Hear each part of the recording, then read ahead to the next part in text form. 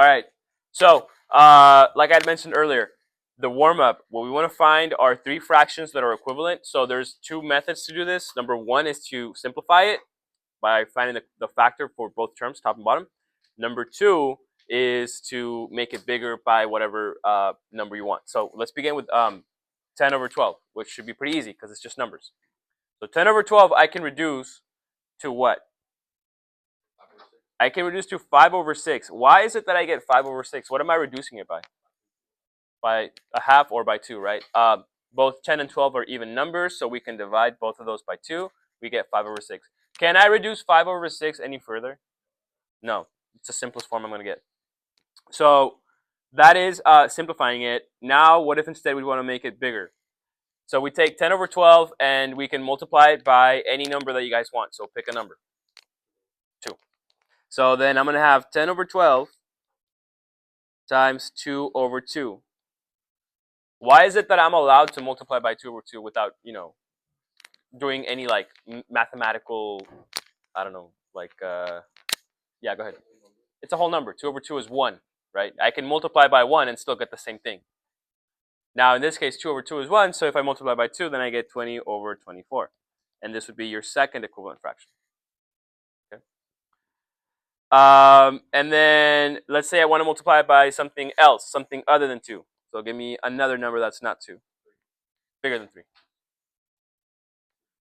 2-digit number. Bigger than 10. 100. That's too big. Okay. I'm just messing with you. 10 is fine. So 10 over 10. Once again, I'm allowed to multiply by 10 over 10 because 10 over 10 is equal to what? It's 1. I'm multiplying by 1. I'm not changing what I started with. 10 over 10, or 10 times 10 is 100. 12 times 10 is 120. And here you have 3 equivalent expressions. Now, technically, I could go forever and ever and ever, and there wouldn't be any trouble with that. As long as I continue to multiply by a whole number. Or by whole number of 1, I should say. I should clarify that. Okay, so now let's talk about B. And for B, you'll notice that it's not just numbers, but we also have variables attached with it. So let's begin by simplifying this expression. We're going to simplify it the same way that we simplified the first expression that we did. And the way we did that was by looking for the GCF. What do you guys think would be the GCF in this case? What is a term or set of terms that is shared by both the numerator and the denominator for problem B? Look very closely. What is shared by both the top and the bottom? Meaning, what do you see as the same in the top and the bottom? 3. So we see a 3. Do we see anything else? We see an X. Why don't we put that together?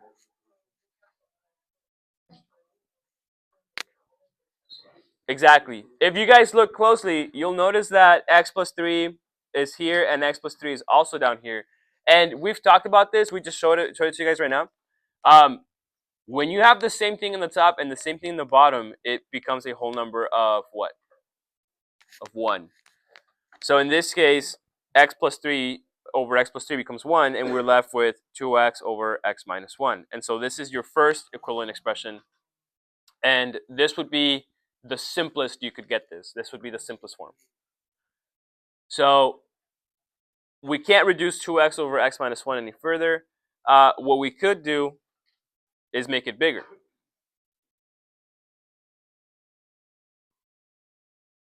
So let's take 2X and X plus 3 over X minus 1, X plus 3. And let's multiply it by any number that you guys want to do. So, I don't know. What do you guys want to do? What number? 5? Sure, let's do 5. So, if I multiply by 5, this is what's going to happen. I'm going to take the 5 and I'm going to multiply it with the 2X, and that'll give me 10X. X plus 3 is going to stay as X plus 3. I'm not going to multiply that by 5. Otherwise, that means I would have to distribute the 5. Next, I'm going to multiply the 5 with these other two factors here, and that'll just become 5 over X, or 5 times X minus 1, X plus 3. Okay. And so this could be your second equivalent expression. And the reason why we're not touching the x plus 3 or the x minus 1 is because if we were to start distributing stuff on the inside, then it would be a lot more challenging for us to get back to what we started with. So remember that for something to be equivalent, you should be able to get back to what you started with without changing the original expression. All right. Okay, let's finish with a third equivalent expression. And for this one, I'll just do an easy number like 2. So that should give me 2x times 2 is 4x. 4x plus 3. And then a 2 down here as well, x minus 1 and x plus 3. All right. And this could be your third equivalent expression. All right. Once again, the takeaway here is that if you were to focus on the coefficients, 10x over 5, that could get you back to what you started with, which was a 2x. Same thing down here. If you focus on 4x over 2, if you solve just that, 4x divided by 2 gets you back to 2x. All right, so you always have to think about will you be able to get back to what you started with? Because if you're not able to get back to what you started with, then I don't know what's happening. If you're not able to get back to what you started with, then you did something wrong, and that's not an equivalent expression. Okay. All right. That's not what's happening on my screen, so I guess we'll wait for it to catch up. All right.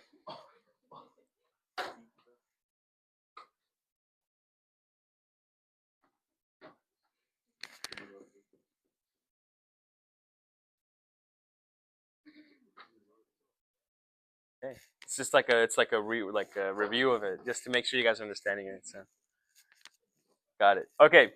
Now let's look at part C. What is the value of the following? Let's start with something easy like 0 over 3. How many times can 3 fit into 0? 0 times. 3 cannot fit into 0 because 3 is too big. What about x? Can x fit into 0?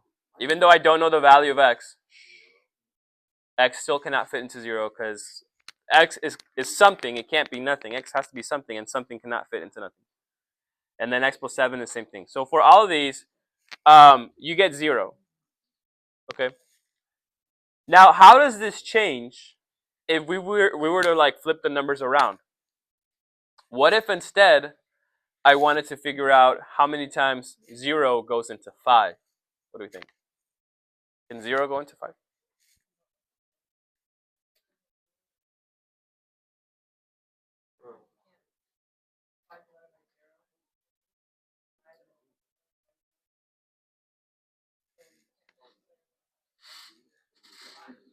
Okay, gentlemen. Okay.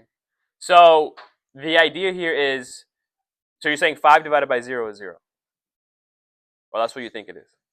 Well, let's think about, so when we divide, we're trying to fit something into something else, right? Like if I say, what is 10 divided by 5, you're thinking, how many times does 5 fit into 10?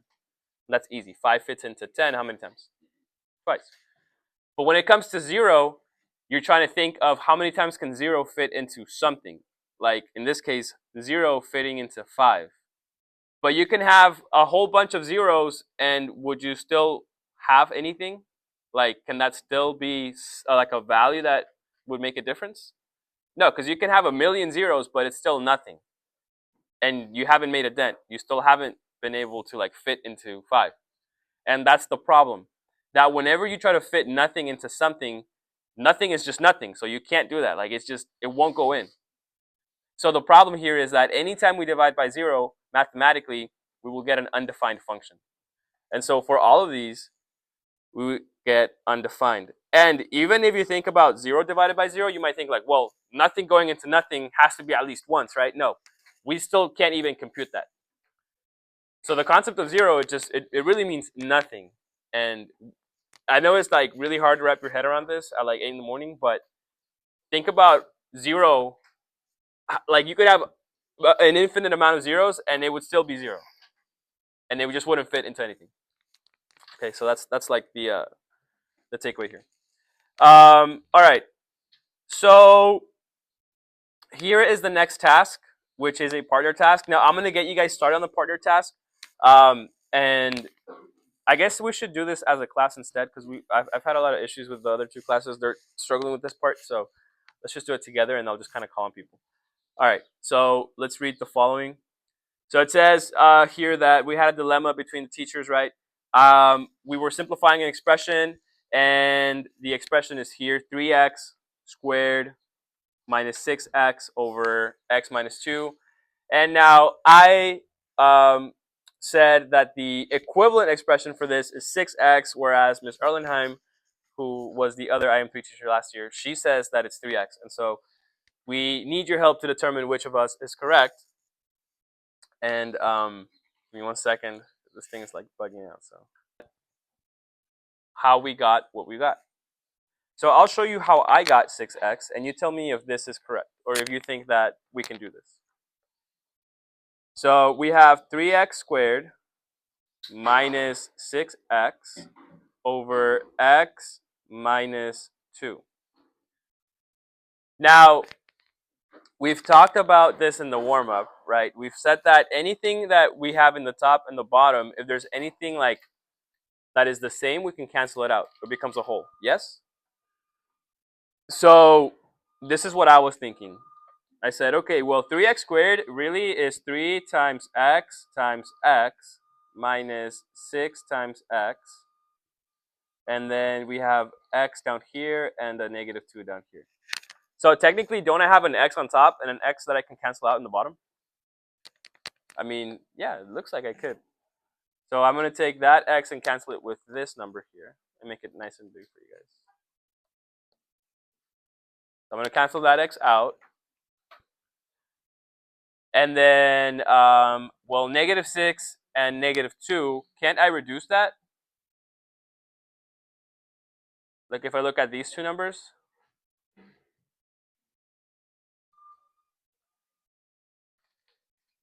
Well, negative 6 divided by negative 2 is equal to what? Not negative 3, but positive 3. Positive 3. So then I have 3 times x plus 3, and then I have an x that I had at the end. So 3 times x plus 3 times x. Well, that's 3x times 3, or plus 3x. So 3x plus 3x is equal to 6x. Cool. So that is how I got 6x. So think about like the steps. Think about if that seems right, if that seems like something we could do. And then we'll take a different approach for the second part. All right. All right. Any questions so far? Okay. So then, I was talking to Miss E, and she's like, well, I did it a different way. Let me show you how I did it. And so this is how she did it. You guys ready? Okay. So she said that starting off with 3x squared minus 6x over x minus 2, that the first thing she did was to isolate the top and the bottom, meaning she wanted to focus strictly on the top and what she could do with the top. Now, 3x squared and negative 6x, they both share a 3x. And so what she did was she factored a 3x out. And so that left her with an x minus 2 on the inside. And she said, well, I'm left with an x minus 2 on the bottom. And so since I have the same thing on the top and the bottom, then that means that this right here becomes a 1. And so she gets a 3x times 1, which really is 3x. Okay. So what I want you guys to do in the next, 3 minutes after you're done copying this down, is I want you to, talk to your group, discuss this with your group. Look at both methods and decide on which one you think is correct and why you think it's correct. For example, I think Mr. B is correct because he's never wrong. Maybe not. I don't know. Or Miss E is correct because she did so and so and so, and it makes more sense because so and so. All right. So take 2 minutes at this time to discuss with your group and write something down. So, hopefully you guys got a chance to talk with your groups. Is there anyone that would like to share what they wrote?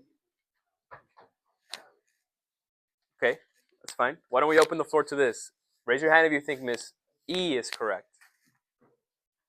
Okay. Now raise your hand if you think I am correct. Couple of you. Extra credit. That's funny. Okay. You want to find out who's correct? It is not me. I am incorrect. Okay. Now let me tell you why I'm not correct, mathematically speaking here. So yes, technically we can cancel stuff out when you have the same thing on top and bottom, but because we are subtracting right here, so we have 3x squared minus 6x, because we're still subtracting the top, we're not able to cancel things out like that. You are only able to cancel things out when you are multiplying the terms together, which is what we have down here for Miss E. 3x times x minus 2. Notice how we're not subtracting x minus 2 from 3x, we're multiplying it together. So when it comes to multiplication, that is the only way that we're able to cancel things out with the GCF method. Okay, and so what ends up happening is people do this type of stuff right here, this type of canceling, when they get to do their own work, but this would be incorrect. In fact, if you look at the cover page of your packet, I don't know who made it, I don't know why it says that, but there's like an example of doing it wrong. And apparently, like, the teacher that used to teach it would tell you that kittens die when you do this. I don't know why, but anyway. So once again, the takeaway is you can't cancel things out unless you're multiplying things together. All right. All right. Okay. So let's talk about how we could simplify number 2 then. 2x over 2x squared minus 6x. If we want to simplify, then we once again are only looking to simplify using GCF. Now, what can I take out from the bottom? From 2x squared and negative 6x. What is the greatest common factor? And I want you guys to like visualize what you can take out, because whenever there's variables involved, stop thinking at just numbers. Also think about the variables. Don't forget the variables. So what can I take out from the bottom? Go ahead. 2x. So I have 2x over 2x times x minus 3. Notice how I'm multiplying everything together in the denominator. The fact that I'm multiplying will allow me to start canceling things out. What can I take away from the top and the bottom? What's the same that I can cancel out? 2x. So I'm going to go ahead and cancel those out. And that'll leave me with 1 over x minus 3. Okay. This will be known as the simplest form.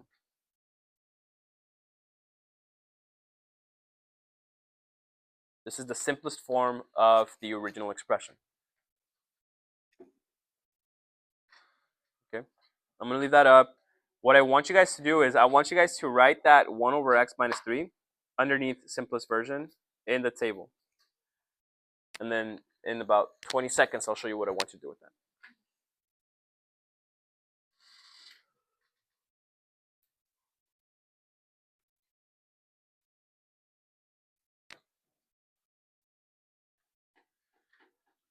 All right, did you guys all get the top written out? Okay. So now let's look at part A. Complete the table below to determine when the original expression is equivalent to its simplest version. So they will not always be equivalent. What I want you guys to do is the very left-hand side column, those are a set of inputs. And you're going to plug those values of x into x. And then you're going to solve it out and compare your solution. So I'll do the first one with you guys. So if we're plugging in a -1, we have 2 times -1 over 2 times -1 squared minus 6 times -1.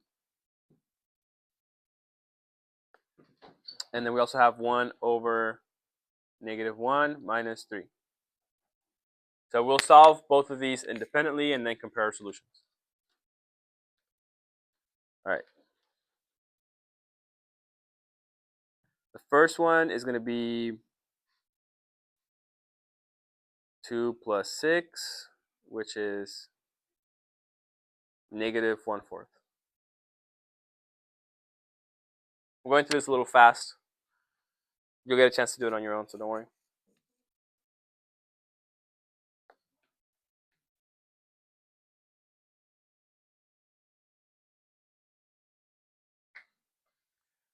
All right, and if I look at the right-hand side, 1 over negative 1 minus 3, well, negative 1 minus 3 becomes negative 4, so that becomes negative 1/4. And are the solutions the same? Look at the solution for the left-hand side and the right-hand side. Is negative 1/4 the same as negative 1/4? Yes, it is. So for this input, we get the same solution. Go ahead and split up the work with your team. So one of you gets a different input, and then you guys can just like put your answers together at the end. Do the rest of these 0, 1, 2, 3, and 4. You guys have 4 minutes. Go ahead and begin. Write down, please.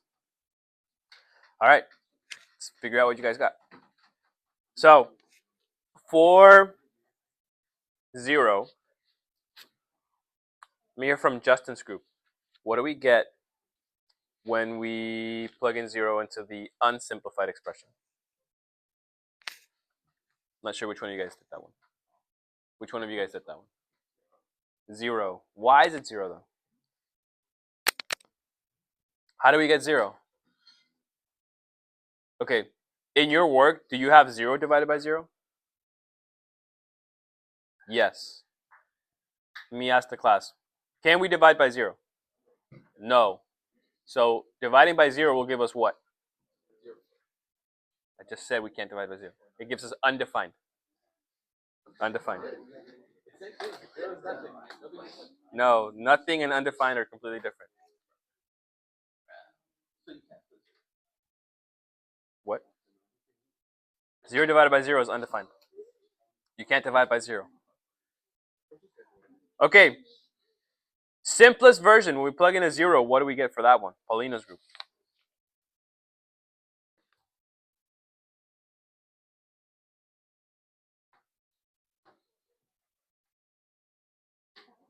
Negative what? Negative 1? 1/3. Negative 1/3.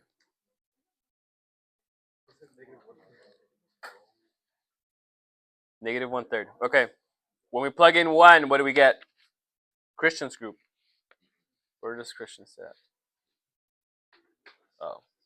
You guys just went, so I'll call somebody else. Michaela's group. Hi, Michaela. Give me the solution for 1. Guys, only Michaela should be talking right now. Or somebody in Michaela's group, not somebody else. You guys got that one? Well, let's do it together then. No, nobody at your group got that one?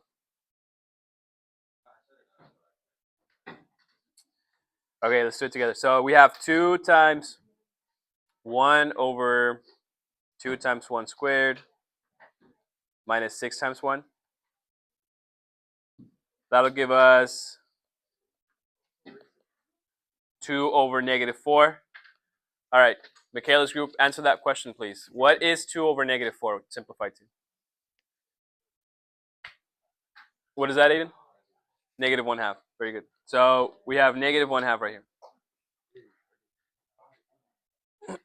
Let me check in with another group.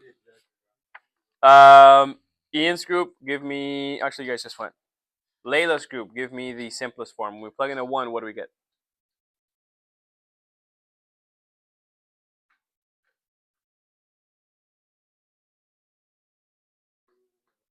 Negative 1/2. Thank you. So that one's also the same. All right, let me check in with a different group. So when we plug in a 2, what do we get as the unsimplified solution? Anthony, what do we get for that one? For the input of 2. So both are negative 1 or one is different? Let's double check. Which one is different, the simplest form or the other one? Simplest form is different. All right. So the the like long form is negative 1. The simplest form should also be negative 1. That's because you have 1 over 2 minus 3, which is 1 over negative 1 or negative 1. So both of them should be negative 1. Okay, when we plug in a 3, what do we get for both of them will be the same, so I'm just gonna let you guys know at this time. Sebastian, what do we get for that one? 6/0, which would give us undefined, and because both of them are undefined, we'll just write that for both. Like in both problems, you'll end up dividing by 0. You'll either get 6/0 or 1/0, and both of those will be undefined. Okay. Lastly, let me hear from a group that I have not heard from. So, you're right. Okay. Who have not? I haven't heard from Rafa's group. So let me hear from you guys. What do we get for the first expression when we plug in a 4? Do we get 1? 1 is correct. And then when you plug in 4 into the simplest form, what do we get for that one? Did any of you guys do that one? Is it also 1 or? It is also 1. We get 1/4 minus 3, which is 1/1 or 1. Okay. Yes, Gio. Can I work it out? Sure. Which one? For the input of 4 for both of them, or for just one of them? For both? Okay. So we would have the following. We'd have 2 parentheses 4 over 2 4 squared minus 6 times 4. Now, 2 times 4 is 8. 2 times 4 squared, well, 4 squared is 16. 16 and 2 make 32. So we have 8/32 minus 24, which is 8/8, or 1. Do that for number 2? Write it up for I number 2. think it's going to take too much time, but you can try it again. You know you're supposed to get -1, so just try it out. All right, and then just really quickly, for the other one, it's 1/4 minus 3, which is 1/1 or 1. Okay. All right. So I'm going to highlight some stuff here. What do you guys notice about our solutions when we plug in 0 and we plug in 3? Because everything aside from these two inputs, we get what? We get like the same solution, right? But when we plug in a 0, well, we get two different types of solutions. We either get undefined or we get 1/3. And then when we plug in a 3, we for sure get undefined. And what I want you guys to think about in this case is, if we look at the unsimplified expression, when we plug in a 0, we'll end up dividing by 0.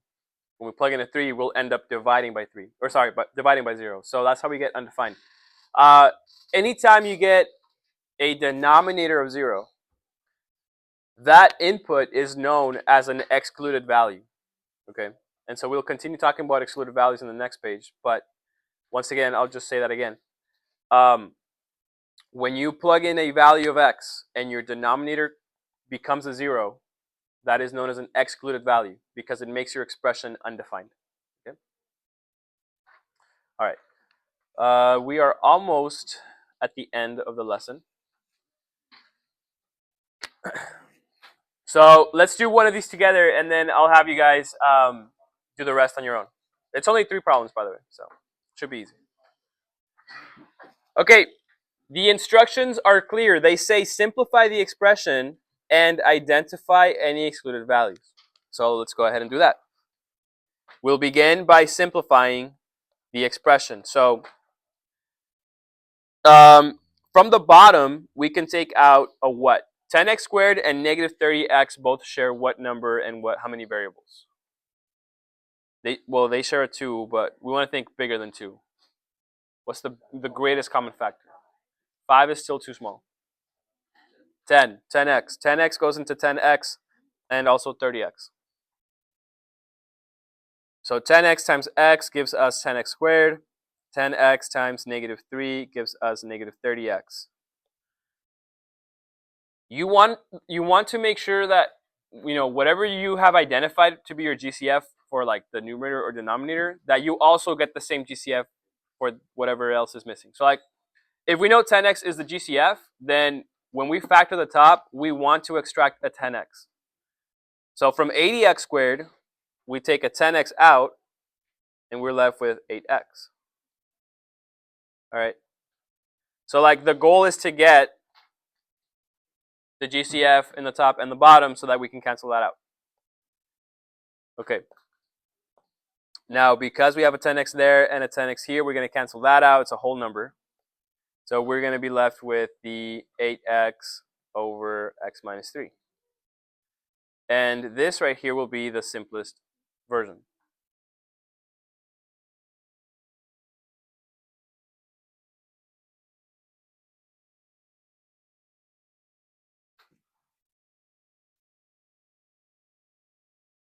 Now, remember what I said earlier. Excluded values are inputs or values of x that turn your denominator to 0. If we were to figure out the excluded value using only x minus 3, we'd only get one excluded value. But as we saw earlier, there could be more than one excluded value. Even if your simplest version shows you that there's only one, you have to use the unsimplified version to determine how many exactly there are. So what we're going to do is we are going to we're going to take these values, 10x and x minus 3. Since that's the denominator, we're going to set each one of those equal to 0.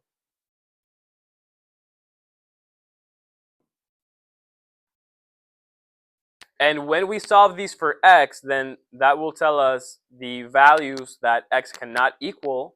Otherwise, our denominator will be 0, giving us an undefined function. Okay. So 10x equals 0. Will we divide by 10 on both sides? And 0 divided by 10 is 0, so x equals 0. And then x minus 3 equals 0. Well, we add 3 to both sides, and we get x equals 3.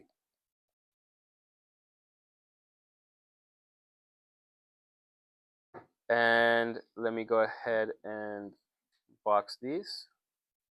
So that means that x equals 0 and x equals 3 will be your excluded values.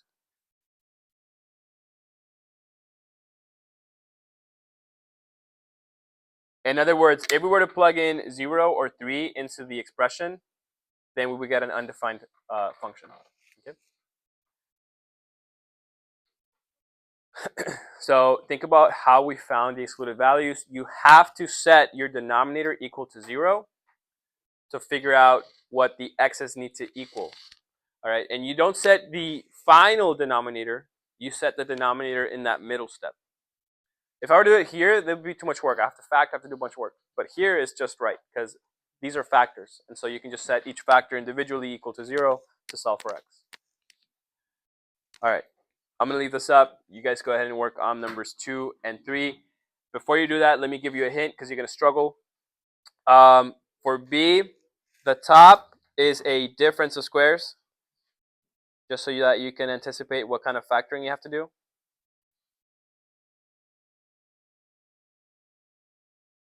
And the bottom will be the giant x. Okay. Once again, the top is a difference of squares. The bottom is the giant x. Maybe I should go over difference of squares real quick. So for a difference of squares looks like this: a squared minus b squared equals a plus b times a minus b. So in your case, you have to determine in the expression x squared minus 25 what is a, what is b, and then just replace that into the setup that I made for you guys. All right, if you're struggling, call me over, but I think that should be enough information for you guys to get started.